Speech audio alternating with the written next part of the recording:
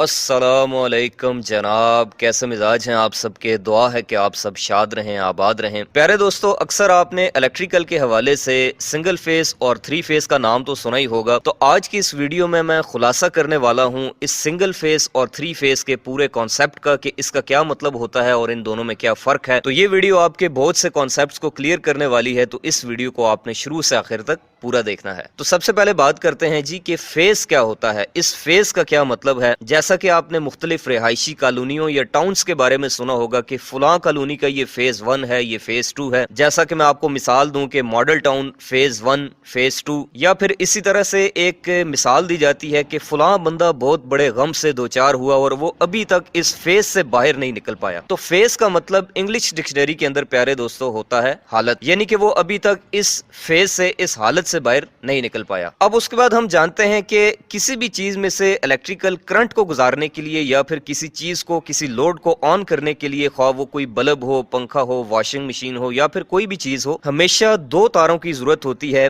एक को कहते हैं हम फेज वायर, लाइव वायर, या फिर देसी जुबान में लोग उसको गर्म तार भी कहते हैं। और इसी तरह से दूसरी जो तार होती है जो कि ब्लैक कलर में होती है, उसको हम न्यूट्रल या फिर लोग ठंडी तार का नाम भी देते हैं। तो ये जो फेज वायर या फिर लाइव वायर होती है, इसको फेज कहने की वजह यही होती है दोस्तों कि इसमें से करंट जा रही होती है। तो करंट का गुजरना, करंट का जाना, करंट का ट्रेवल करना, ये एक हालत है। और ये करंट फेज वायर में से जाकर उस मुतलका लोड को ऑन करते हुए न्यूट्रल वायर के रास्ते वापस आ जाती है। तो गोया फेज वायर से करंट जाती है और न्यूट्रल वायर से वापस आ जाती है। तो ये जो फॉर्मेशन होती है, इसको हम इलेक्ट्रिकल की जुबान में सर्किट कहते हैं, जिसके ऊपर मैं ऑलरेडी वीडियो बना चुका हूं। तो प्यारे दोस्तों, इस वक्त दुनिया के अंदर दो किस्म के निजाम, दो किस्म के सप्लाइयों के सिस्टम जो हैं वो राइज हैं। एक होती है सिंगल फेज सप्लाई और दूसरी होती है three phase supply. Single phase supply के अंदर जो है वो हमारे पास दो तारें होती हैं, एक फेज वायर और दूसरी न्यूट्रल वायर, इसीलिए इसको हम टू वायर सिस्टम का नाम भी देते हैं। और दूसरी सप्लाई होती है हमारे पास थ्री फेज सप्लाई, जिसके अंदर 3 अदद फेज और 1 अदद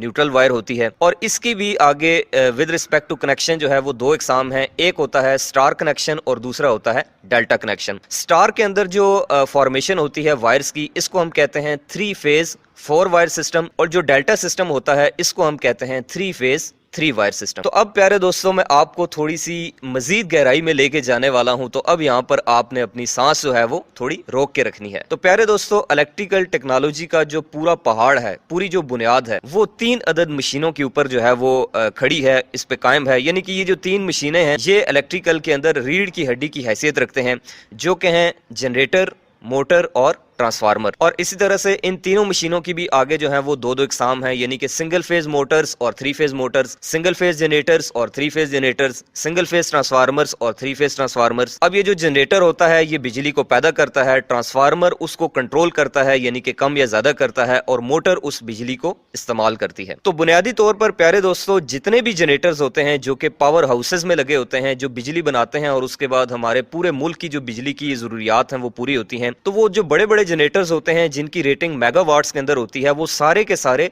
3 फेज जनरेटर्स होते हैं। और उनकी जगह जो हम छोटे जनरेटर्स अपने घरों के अंदर आर्जी तौर पर लोड शेडिंग के तदारुक के लिए इस्तेमाल करते हैं, वो होते हैं सिंगल फेज जनरेटर। तो ये जो बड़े 3 फेज जनरेटर्स होते हैं जो कि पावर प्लांट्स के अंदर लगे होते हैं, ये हमेशा स्टार कनेक्टेड होते हैं, यानी कि उनमें से हर एक जनरेटर के अंदर से 4 तारें निकलती हैं, जिनमें 3 अदद फेज होते हैं और 1 अदद जो है वो न्यूट्रल वायर होती है। और फिर वो जो बिजली पैदा होती है, उस बिजली को मुल्क के दूर दराज इलाकों में पहुंचाने के लिए, ट्रांसमिट करने के लिए, ट्रांसमिशन के लिए हम सिर्फ उनमें से 3 फेज वायर्स का इस्तेमाल करते हैं और चौथी वायर का जो है वो हम खर्चा बचा लेते हैं। यानी कि हम उस सारी ट्रांसमिशन को जो है वो डेल्टा के अंदर करते हैं, जैसा कि आपने बड़े बड़े ट्रांसमिशन टावर्स के ऊपर देखा होगा कि सिर्फ 3 वायर्स जो है वो जारी होती हैं। तो वो जो सिस्टम होता है दोस्तों, उसको हम कहते हैं 3 फेज 3 वायर सिस्टम या फिर डेल्टा सिस्टम। लेकिन प्यारे दोस्तों, वो एक्स्ट्रा हाई वोल्टेज, वो बहुत ज्यादा बिजली जब ग्रिड स्टेशन से होती हुई हमारे घर के बाहर लगे हुए सब स्टेशन यानी कि ट्रांसफार्मर के अंदर आती है, तो हम उसको फिर दोबारा से स्टार सिस्टम के अंदर यानी कि 3 फेज 4 वायर सिस्टम के अंदर कन्वर्ट करते हैं, क्योंकि हमें इसमें न्यूट्रल चाहिए होती है अपने घरेलू लोड्स को चलाने के लिए। तो हम कह सकते हैं कि जो ट्रांसमिशन होती है वो 3 फेज 3 वायर सिस्टम के अंदर होती है, और जो लोकली डिस्ट्रीब्यूशन होती है बिजली की, वो 3 फेज 4 वायर सिस्टम के अंदर होती है। तो प्यारे दोस्तों, आपने अपने घरों के आसपास गलियों में या फिर कॉलोनीज वगैरह के अंदर दो किस्म के बिजली के खंबे या फिर जो पोल्स होते हैं वो देखे होंगे। एक होते हैं सीमेंट वाले खंबे जिनकी हाइट थोड़ी सी ज्यादा होती है, और दूसरे होते हैं लोहे वाले खंबे जिनकी हाइट थोड़ी सी कंपैरेटिवली कम होती है। तो ये जो सीमेंट वाले खंबे होते हैं प्यारे दोस्तों, इनके ऊपर आपने देखा होगा कि 3 तारें बिल्कुल ऐसे हॉरिजेंटली चल रही होती हैं। तो इनके अंदर दोस्तों वोल्टेज होते हैं 11 केवी, यानी कि ये 11 केवी की लाइंस होती हैं जो कि 3 फेज 3 वायर सिस्टम यानी कि डेल्टा सिस्टम के अंदर लाई करती हैं। तो इस 11 केवी को एक आम कंज्यूमर के इस्तेमाल के काबिल वोल्टेज बनाने के लिए प्यारे दोस्तों हम आगे एक अदर ट्रांसफार्मर यूज करते हैं जो कि स्टेप डाउन होता है, जो कि उस 11 केवी को फिर 400 वोल्ट में कन्वर्ट कर देता है और आगे 3 फेज 4 वायर सिस्टम में कन्वर्ट कर देता है, और उसके बाद से आगाज होता है डिस्ट्रीब्यूशन का। और इस काम के लिए फिर लोहे वाले खंबे इस्तेमाल किए जाते हैं जिनके ऊपर आपने देखा होगा कि 4 तारें जो हैं वो वर्टिकली ट्रेवल कर रही होती हैं ऊपर नीचे। तो इस सिस्टम को हम कहते हैं प्यारे दोस्तों 3 फेज 4 वायर सिस्टम। तो ये जो 4 तारें ऊपर नीचे वर्टिकली जा रही होती हैं, इनमें सबसे ऊपर जो है वो 3 अदद फेज होते हैं जिनकी इंडिकेशन जो है वो हम रेड, येलो और ब्लू फेज के अंदर करते हैं, और सबसे नीचे वाली जो तार होती है वो न्यूट्रल होती है। इसके अलावा बाद रिहायशी इलाकों के अंदर या कॉलोनीज के अंदर एक 5वीं तार भी एक्स्ट्रा डाली जाती है जो कि स्ट्रीट लाइटिंग के पर्पस के लिए होती है, उनको सप्लाई देने के लिए होती है। तो प्यारे दोस्तों जितने भी 3 फेज कंज्यूमर्स होते हैं उनको डायरेक्टली इन्हीं 4 तारों की मदद से एक 4 कोर केबल के जरिए 3 फेज मीटर लगाकर जो है वो उनको बिजली का कनेक्शन दिया जाता है। लेकिन जो सिंगल फेज कस्टमर्स होते हैं उनके लिए सिर्फ एक फेज और एक न्यूट्रल जो है वो आगे पहुंचाई जाती है और उनको सिंगल फेज मीटर के जरिए जो है वो फीड अप किया जाता है, जिनकी तरतीब कुछ इस तरह से होती है कि सबसे ऊपर वाला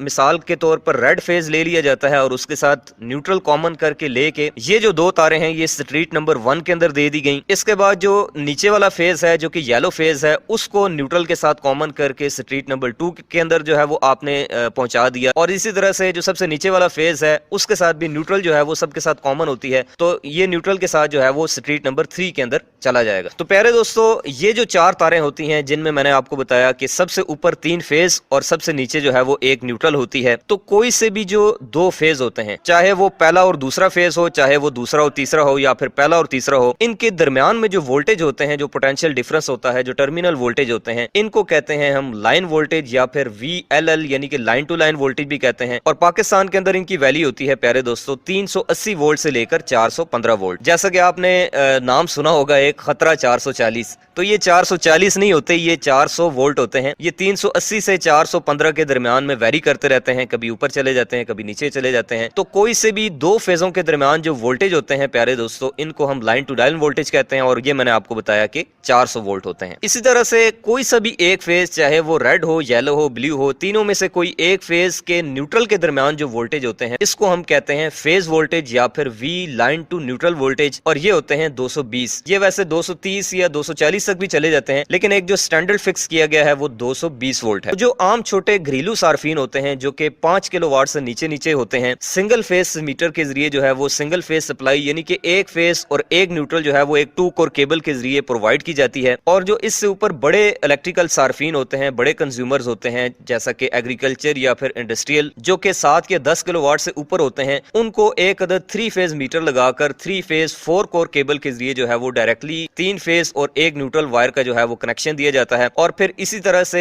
इलेक्ट्रिक सप्लाई कंपनी की जानिब से सिंगल फेज और 3 फेज कनेक्शंस के अलग अलग टैरिफ यानी कि रेट लिस्ट भी जो है वो मुतय्यन की जाती है। तो ये तो बात थी प्यारे दोस्तों सिंगल फेज और 3 फेज वायरिंग की। इसी तरह से आगे मशीन्स के अंदर भी कैटेगरीज हैं। कुछ मशीनें जो हैं वो सिंगल फेज सप्लाई के ऊपर ऑपरेट होती हैं, कुछ मशीनें जो हैं वो 3 फेज सप्लाई के ऊपर ऑपरेट होती हैं। इसी तरह उन मशीनों के अंदर जो वाइंडिंग्स होती हैं वो भी कोई सिंगल फेज वाइंडिंग होती है और कोई 3 फेज वाइंडिंग होती है।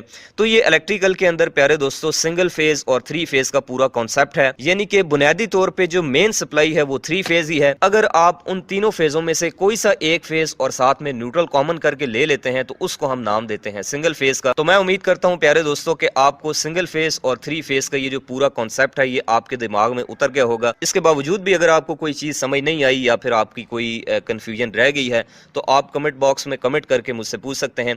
इंशाल्लाह आपसे मुलाकात होगी किसी नेक्स्ट वीडियो में किसी और नए इंटरेस्टिंग कॉन्सेप्चुअल आइडिया और टॉपिक के साथ। तब तक के लिए अपना रखिएगा बहुत सा ख्याल। अल्लाह हाफिज।